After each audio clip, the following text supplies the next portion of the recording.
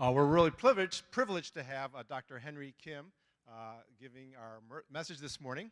Dr. Kim and his family originally, they've been a part of our church family since last year.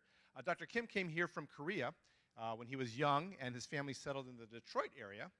And then he got a degree in hotel, restaurant, and institutional management from Michigan State University. And then he got a Master's of Divinity from Grand Rapids Baptist Seminary, and then got a Master of Arts and PhD in Sociology from Michigan State University. And then he got another PhD from Trinity Evangelical Divinity School in Theological Studies.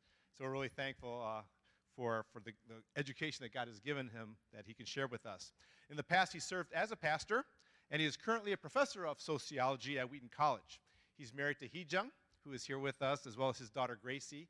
Gracie is a junior at Neuqua Valley High School, and his other daughter Ruth is a sophomore at Wheaton College. So I've really enjoyed getting to know Dr. Kim and his family these past few months. He's a good friend, and we're so glad that he and his family are part of our church family. So let's all welcome Dr. Kim.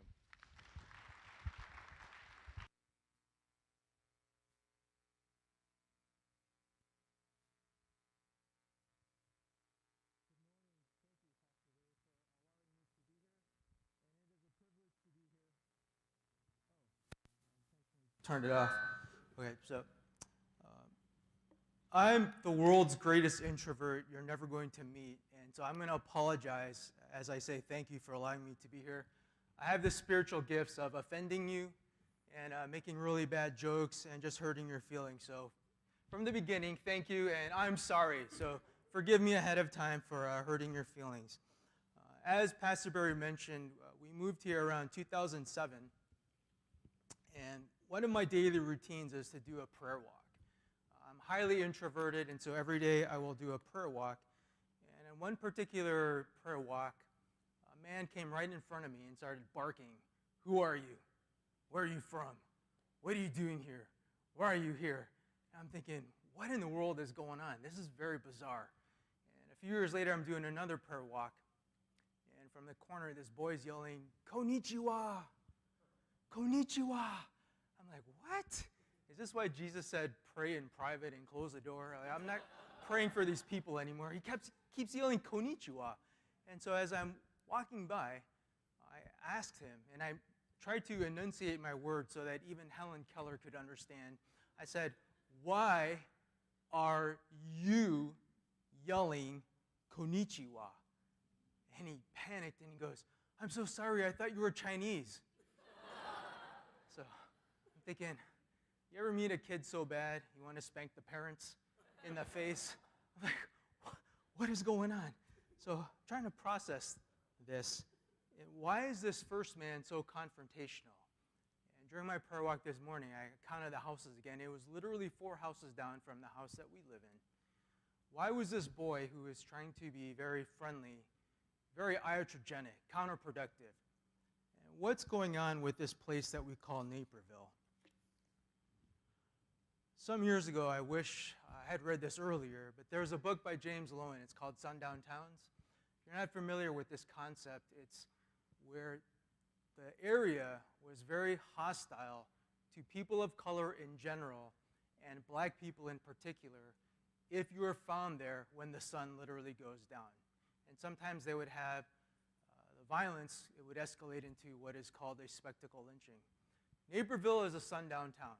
It was a sundown town. So it was a sundown town up through, some reports say, through the 90s. People of color, black people in particular, were not welcome. I began to connect the dots, and I realized this person is probably not very friendly towards people of color.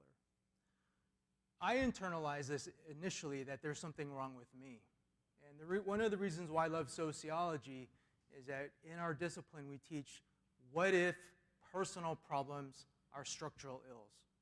What if it's other people that look like me that are facing the exact same thing? And then we begin to say, it's not us, it's them. Ever gone through something and you're like, what is going on? What's wrong with me?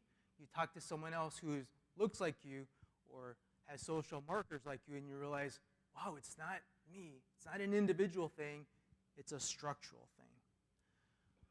Look at the most recent data regarding the census of Naperville, and it is about 1 out of 5 who is quote-unquote Asian.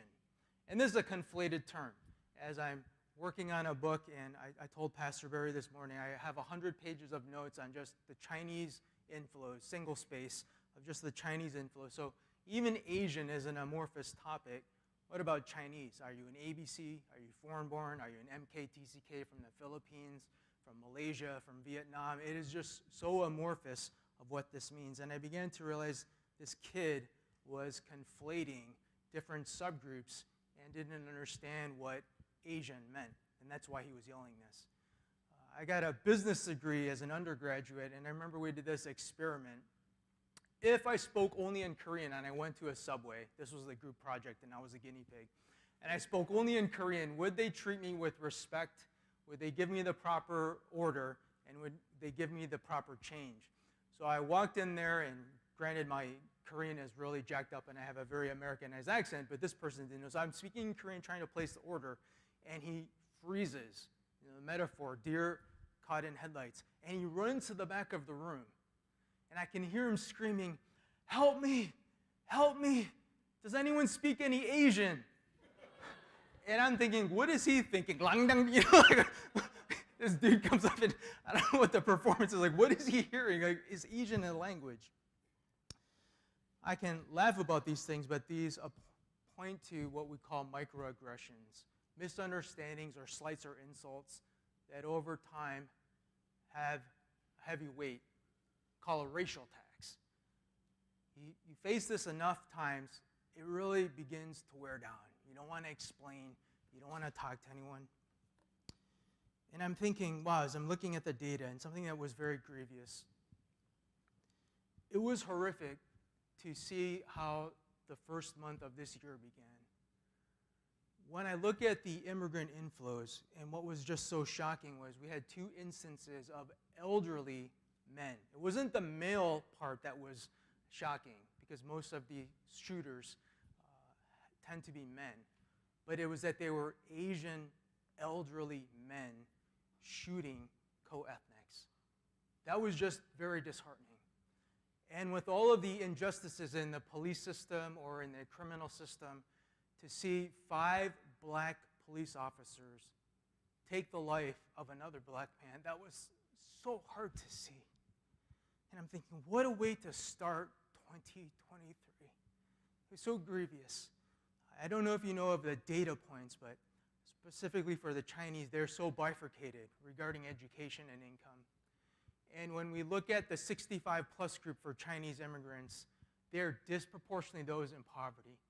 And I'm just imagining, what would it be like to be an elderly Chinese person, so lonely, so disoriented, in such a state of anomie that you would shoot co-ethnics to start out the new year.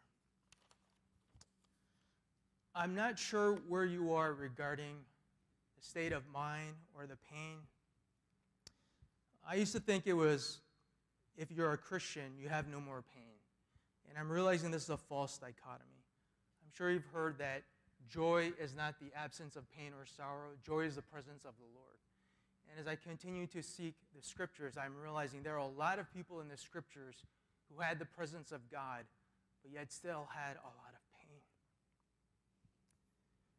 I wonder sometimes if it's a paradox that can only be resolved through Christ, that we can have pain and we can try to engage with our God and do ministry. One of my favorite lyricists, a Christian songwriter, wrote, "You ask for everything, God, but everything is not so much, because with everything comes this broken heart."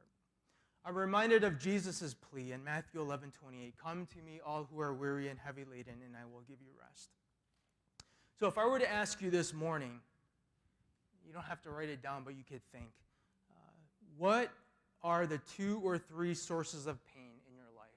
What have been the 2 or 3 most hurtful moments or people? Don't point, don't say this sermon, I'm not done yet, but there are 2 or 3 things that were very painful. What would you say they are? What are they? I'll give you a few seconds to think about this. The 2 or 3 most painful moments or things that you have gone through or are going through? 2 or 3 most painful things. What would you say that they are? And we're going to revisit this at the end of the sermon. I can only see the hour, but not the minutes on the clock. So if I see the hour move, then I know we're in trouble. Yeah, there was the sermon, top 3. It was a sermon. For me, the most painful things had to do with my identity, and they were rooted in my family. Who am I? What's wrong with my family? Education. Why is school so pointless? And church.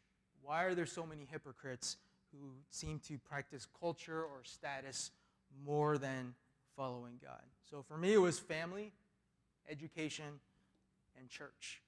I don't know what the 2 or 3 things were for you. So I'll start out with my family, and for the sake of time, I'm going to truncate this sermon just for family and church. So,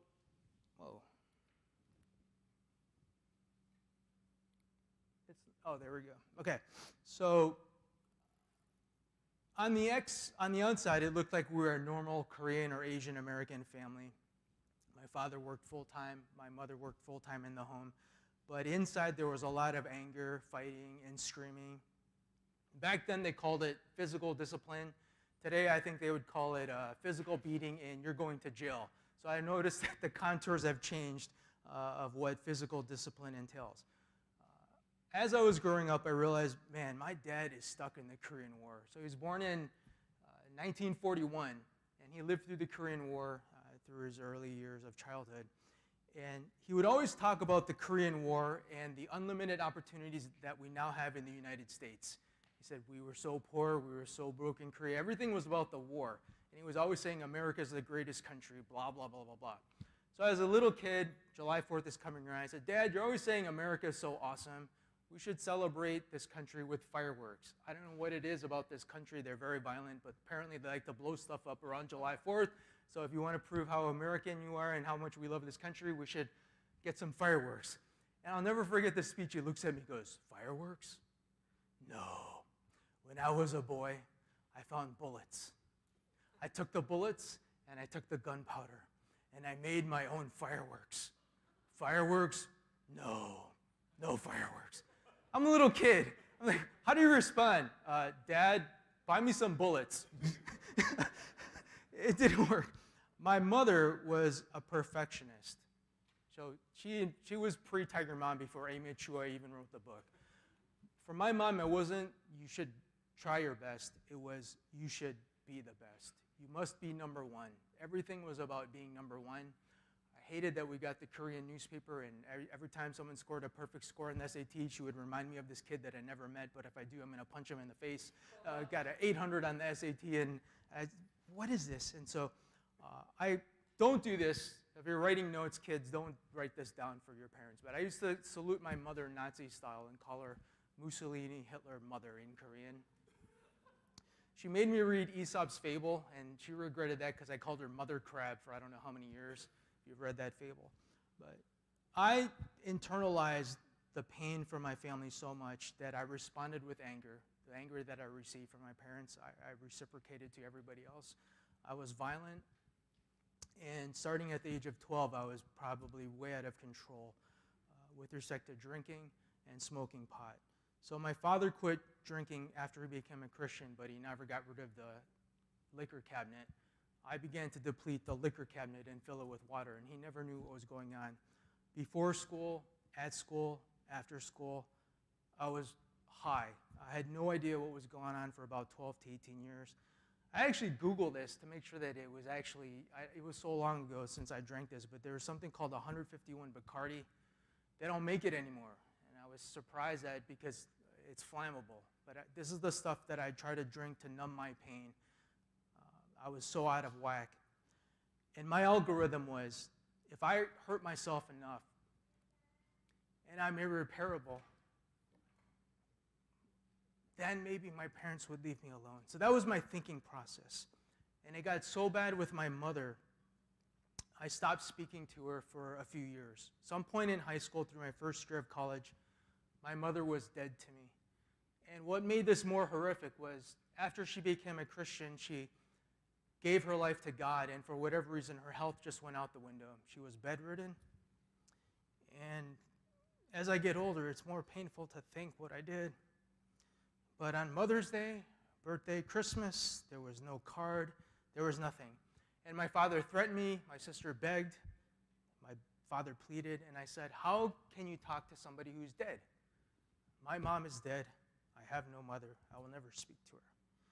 It was horrible, and I knew that it was wrong, but I just could not get past this. There's a level of hatred where you don't attack a person, you ignore the person. And I remember at this point where my parents were fighting and my mother was screaming, and she said to my dad, divorce me. The kids are relatively young.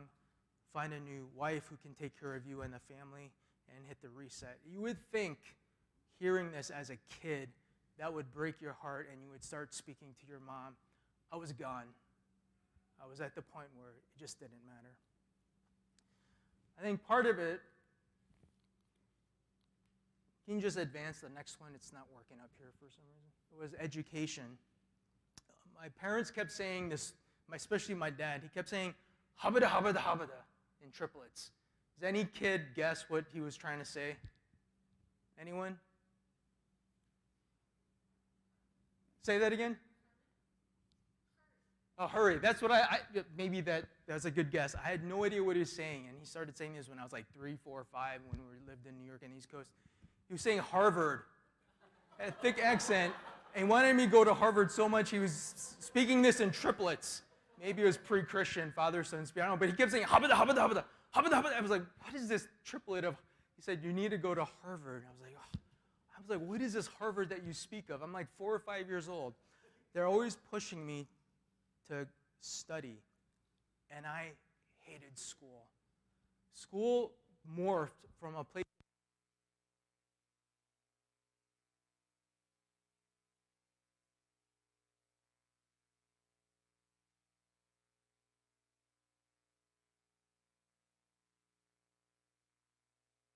It's okay. It feels weird holding this.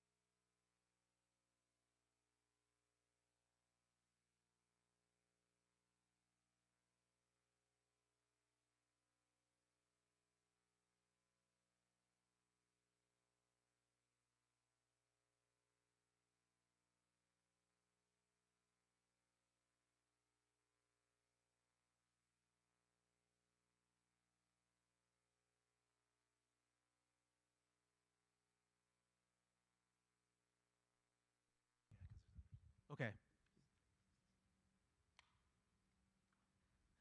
Engineer skills. Okay, so I don't know, MacGyver. Okay, so they said I have to use the mic. So I'm panicking, and school was just horrible.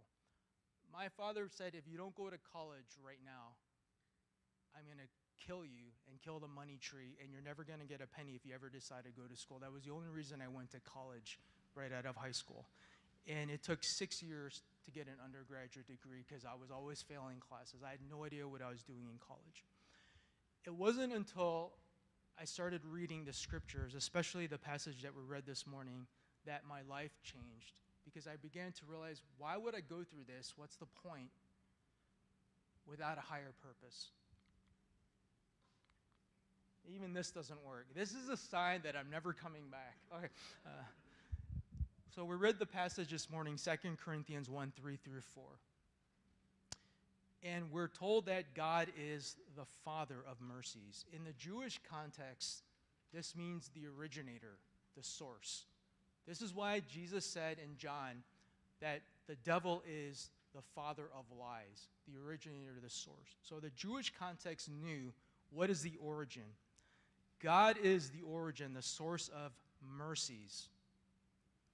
We have all heard that grace is receiving the opposite of what you deserve, and mercy is withholding what you rightfully deserve. Grace is receiving the opposite of what you deserve. Mercy is when God withholds what we rightfully deserve. We deserve punishment, a sanction.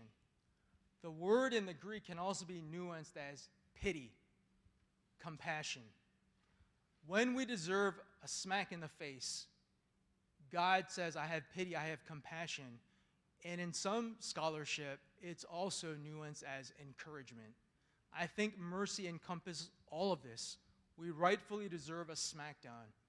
But God says, I have pity, I have compassion, I'm going to withhold that. That is also very encouraging. I cried out a lot to God to comfort me in my hurts of family, church, education. And as God began to work in my heart, I was like, wow, this is amazing. There must be a purpose as well. God was dealing with me in my afflictions.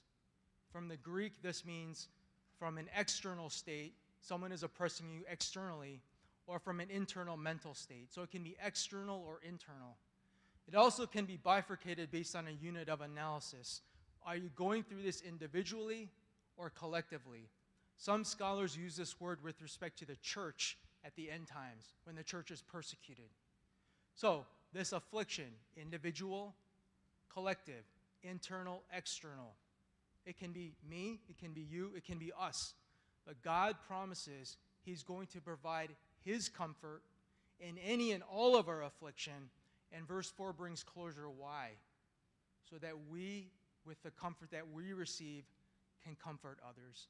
That's when the light bulbs went on. The sociological imagination with a Christian spin. All of these hurts were not in vain. It wasn't just that God take away this pain because it's about me, but there's a higher purpose. I began to become excited, especially then when I triangulated this with Ephesians 2, 8 through 10. Because verses 8 and 9 tells us how we're saved. Verse 10 tells us for what purpose. What's the point of just saying, Lord, I need you as Lord and Savior, blah, blah, blah. It's not a one and done. Oh, now the work begins. Now I can serve you. So as I triangulated these two, I was like, wow, I have a new being, the ontology, the metaphysics, my composition, so to speak, right? Spiritual alchemy, right? It has changed to a Christian identity. I have a new person, a new creation, and because of that, I have a new understanding of life. I have a new set of values, and out of this relationship, this new relationship, I can serve you, God. And so the light bulbs went on, and I was excited. Next slide, please. Should I go back to this?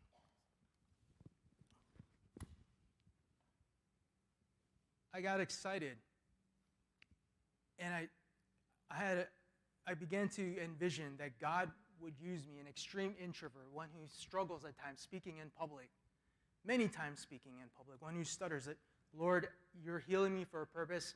And I began to see myself, this was 30, 40 years ago, speaking to others about who my God was. And I had no idea about higher education or anything. None of this was on the radar. I just began to say, Lord, I have a dream that you will use me in some way to talk about how you healed my heart and my family with respect to school and with respect to the local church. I don't know what it's going to be, but I began to be excited. There's a purpose to live. There's a purpose to serve God. And I was so excited, I called my dad. I said, Appa, means dad in Korean. I said, Appa, Dad, I know what God wants me to do. I was reading the Bible and God spoke to me. And my dad was excited. oh, my son is out of a coma. This is wonderful. What is it that God wants you to do? And I said, Dad, God is going to use me. I don't know how, to speak about him to other people. And my dad just started laughing on the phone. Who's going to listen to you? Now, at the point, he had a point, but it was, it's like, I don't know if you ever expressed a dream to your mom or your dad, and they just crush it right there on the spot. But I believe that God would use me somehow to speak about him. I believe that he would give me opportunities. And it was during the 6th year of college, when I was on academic probation back and forth, that God brought a first-generation Korean pastor into my life and his wife to begin serving at the church as a youth pastor. I began to lead a Bible study in the basement, and now I'm having flashbacks. We're in the basement. So we started in the basement. There's hope. Yeah, we started in the basement. And then it morphed into a full-fledged English ministry where I became a pastor of that congregation. And he brought me into his home as his son. And as I commuted to a seminary that was about an hour away, I would live at the seminary during the weekdays, and I would live with him and his wife on the weekends. And I lived with this family for 4 years. And in Korean, I call him little father, second father, as like he's the younger brother of my father. And so my cultural healing, my identity took another leap. And I was passionate about seeing families being reconciled. I fought a lot with my father about wanting to go to seminary. I knew as soon as I rededicated my life that I just wanted to study the scriptures. I was so tired of hearing sermons when they said, in the Greek, in the Hebrew, and I wanted to know for myself, does it really say that in the Hebrew or the Greek, or am I just going to take this person's word? I want to see with my own eyes what the Hebrew and the Greek says. And so I said, Dad, I want to go to seminary. He said, absolutely not. We fought, I think, for about 4 years through college. And I said, why? Why can't I go to seminary? And he gave me another lecture. Your grades are horrible. You've embarrassed yourself. You embarrassed our family. You embarrassed all of our family in the United States. And he goes, you embarrassed Korea. It's like, what? How do you embarrass a country? And then he says, I will not let you embarrass God. No, you will not embarrass God. So he said, no seminary. So it was rough. I didn't care about what I was learning in school. I wanted to study the Bible. So we fought a lot. I finished college with about a 2.57 GPA, and my dad had a heart attack. He said, I paid for you to go to college for 6 years. How do you finish with a 2.57? I said, Dad, you said be a little better than average. And he didn't think it was funny because a 2.5 at my school was a C. I thought it was hilarious. My dad didn't think it was funny at all. And so we're fighting back and forth, and finally my dad, we're talking on the phone. I was kicked out of the house. He buried the money tree. He said, son, you really want to go to seminary still? I said, yeah. At the time, I was a sandwich technician. And he said, I want to let you go to seminary. I said, what happened? He goes, I too was reading the Bible, and God spoke to me. He convicted me. What passage was it? He said, well, let me share with what this journey. I said, Dad, just tell me the passage. Well, son, first I want to say, I'm sorry. Forgive me. I know that I was wrong. I should let you go to seminary. I'm dying now. What is the passage that God used to speak to my dad? Next slide, please. You can read it on your own. It's still painful for me to read this.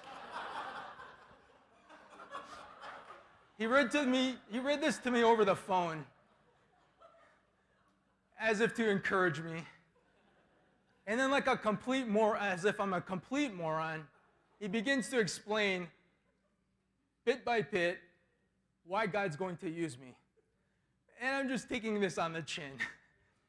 Basically, my dad is saying, you're such an idiot. Your grades are so horrible. You're such a dum-dum. That if God does anything through you, people are going to have to acknowledge there's a God. He keeps going on with this lecture. It's no longer encouragement. If by somehow you do not fail out of seminary, we will know that it's by God's grace. I'm like, gee, thanks, Dad. And he goes, there's just one condition that I will let you go to seminary. I said, what is it? He said, I'm not going to give you one penny. You're going to have to figure out how to go through seminary on your own. I said, Dad, that's fine. It's more than fair enough. I wasted enough of everybody's money and time for 6 years. So that's how I went to seminary. Next slide, please. So I don't think that it's coincidence with respect to what I'm doing in life. We come back to now, what were your pains? It's not by coincidence that I was a pastor, one for 12 years and another one in the city. Whole story behind that. But I was a pastor for 14 years at an immigrant church, and I was passionate about families being reconciled.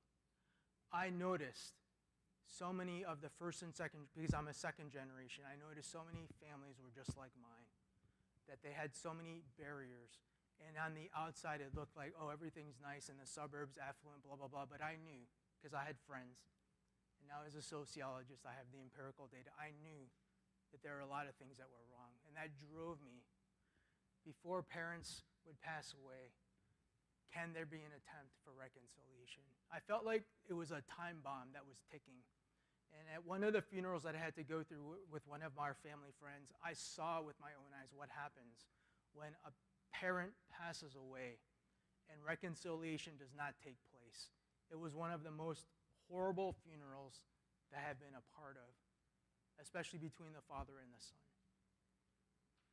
It's not by coincidence that with God's healing with me and our family, that I was passionate about family reconciliation, that I met students like Blanche.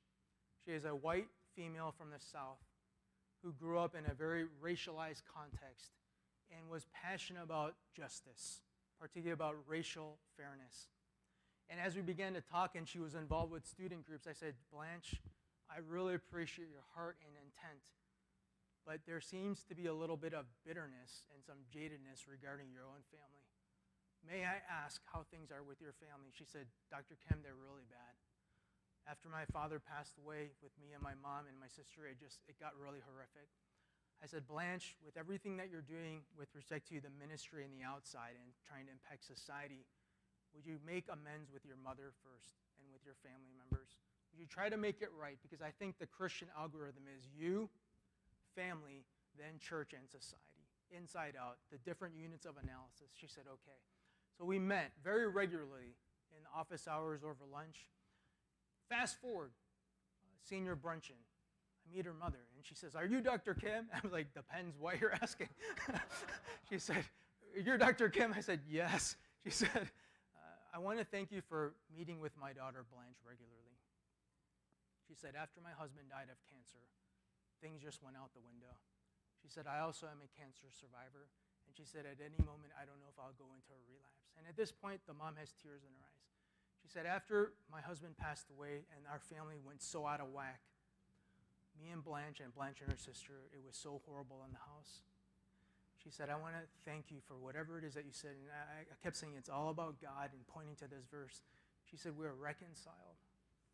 And she, tears, said, I can now go see Jesus in peace.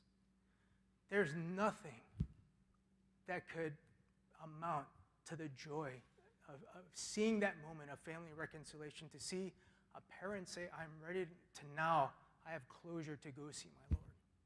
I don't think it's by coincidence that this past Monday I had lunch. I've been meeting her once a month. She's the president of a major Asian American student group at our college. I don't think it's by coincidence that we had been meeting. And she said, Dr. Kim, guess what? I know what the next president of our group has to do. And she said, guess what it is? And as an introvert, I didn't want to know. So I said, I have two guesses, but you tell me what yours, and I'll tell you what the two of mine were. She said, the next president must meet with you very regularly to glean on the sociological insights. Again, she's coming from a busted-up family, personal issues, seeing that there's structural things. This is a pain-driven ministry. My pains were family, church, and education. I don't know what yours were. What is your vision? What is our vision? I'm an avid reader, a random reader, and one of the things that I'm noticing, and this came out in a very recent Pew report a couple of weeks ago, is this issue of mental health. For Asians, this is like a cancer. It's a taboo. We don't know how to deal with it well. 20, 30 years ago, it wasn't even on the radar. Because of COVID, because of the new contours, this is a major issue for our generation. Mental health is a major issue. And I'm reading through this Pew report, and it's just horrific. Looking at especially for the Asian Americans in this country who are off the charts with respect to mental health needs, but don't have the requisite skills or how to even deal with these sorts of things. So for my dad, it was dodging bullets. For me, it was dodging fists and kicks. For this, it's totally different, which I am not an expert in any way, shape, or form. But all to say, we all have pains. We all have hurts. Every single one of us is broken. We just look in a different way of how that is hurt. So we're asking for people to become certain positions. I know that there are job openings on the website. Another thing to say is, what's a spiritual inventory? What's the hurts that we have that God can also flip the script to be a ministry? That's my one point that I would hope that we would reflect on today. Thank you. Let me close in prayer. Lord, thank you for allowing us to be here, and metaphorically as we fall down on our faces and just cry out, yes, we have hurts, we have pains. Every single one of us is busted. I don't know if it's particularly immigrant context. I don't know if it's financial. I don't know if it has to do with issues of purity. I don't know if it's substance abuse. I don't know if it's mental health issues or needs. Every single one of us is hurt and broken. And your promise, Lord, is that you will comfort us and heal us for the sake of your name, to use us to comfort others. That's the algorithm that we need of how this Christian faith grows and continues to be passed on. Sometimes I wonder, I'm an idiot and I have nothing to offer but my hurts. That's exactly the point, because we are busted vessels and it's all about you. So Lord, would you take us as we are and not leave us here? And whatever hurts we have individually, on family levels, and as a church, would you give us a vision and a hope of how you can use us, that the power of the gospel would continue to be alive. Thank you, Lord, for the opportunity to worship you and to reflect and to partake of your sacrifice for us. We thank you in Jesus' name.